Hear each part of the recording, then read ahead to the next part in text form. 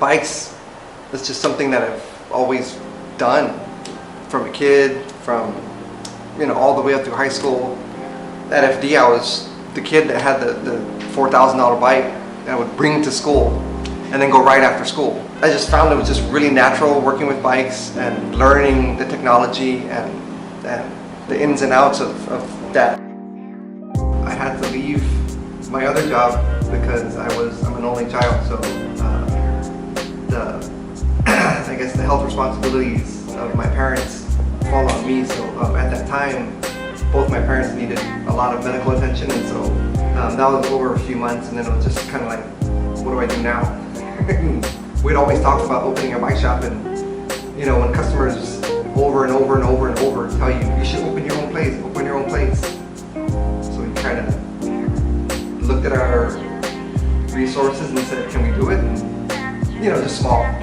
We never wanted the big bike shop, just the small personal one-on-one, where we kind of know everyone kind of a business. So just the past couple of years have been tough with both my parents passing away, and it's just mentally just didn't care, didn't have that desire anymore. And then it just takes time.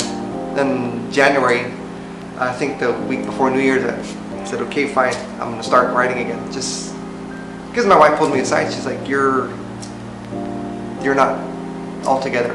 You need to get back to riding, you need to get back to competing. That's what made me happy. I don't care about winning, it's competing, because for me that was fun. If I got beat, great. If I won, great. Same thing. I congratulate, I mean, I'm the guy that in races, like the time trial we had on Sunday, I cheered on everyone that I passed. Some form of encouragement. When we do mountain bike races and we lap slower riders, because it's all about getting out and participating and having fun. So for me, that's just, I'm getting that back. The Olympics would probably have to be the highlight of everything.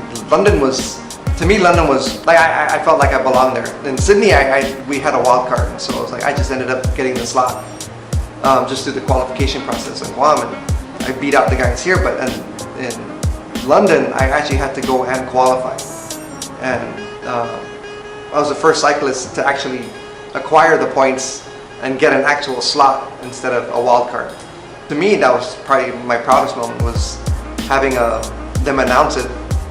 One of my friends, she raced pro, Lenore Pipes, she was in the States, and she called us at like 3 o'clock in the morning because I guess the article was released. It announced that I had the slot for the Oceania region, and it went through the steps of how I got the slot. And I was like, this is so cool. And Rick Bloss called, like, personally to congratulate me for qualifying. And I mean, it was just, and being there, seeing all the pros, the guys we see on TV, and meeting Pat McQuaid, the UCI president, it was just all, you're starstruck, but you're kind of there for a reason. So it's kind of, you just kind of deal with it, Going from a place that didn't like that to a place that we just embraced it. And I mean, bike shops all over the place, they do it more as a business as to keep people in the store. Like they do coffee machines, they do just like they're in strip malls where people flock there, and they have all the things in their shops that will keep people in the store. But we kind of don't have all that. So the people that come here and hang out, it's definitely much more personal. We don't have the coffee machine. We do have a coffee shop next door, but I mean, even people come here for lunch next door, and then they come here, they pick the food up and come here and hang out. They don't buy anything, it's just, they don't need to, because that's not the driving, force behind it. So, and that's what we wanted, and we just kind of lucked into it. So, I think making that jump was like, forced myself to like learn more, and we're still learning. There's still things, we make mistakes all the time. And I guess it doesn't matter what you do, entrepreneurs or what. I mean, if you want to open a food truck, if you want to open a restaurant, if you want to open little trinket stores, whatever, it doesn't matter. It's you have to decide you want to do it, don't half-ass it, just kind of go all in. I mean, we knew what we wanted.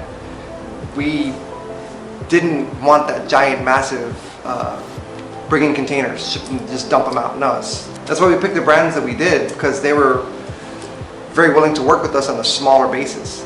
And I mean, my reps from a couple of the brands, they WhatsApp me, ask me how I'm doing. You know, we have that kind of relationship with them. So not everyone's gonna find that with whatever they do, but it's one of those, if you find something that you love doing, that's what you should try and pursue. That should be your driving thing, not just, oh, maybe I should get into this just to make some bucks.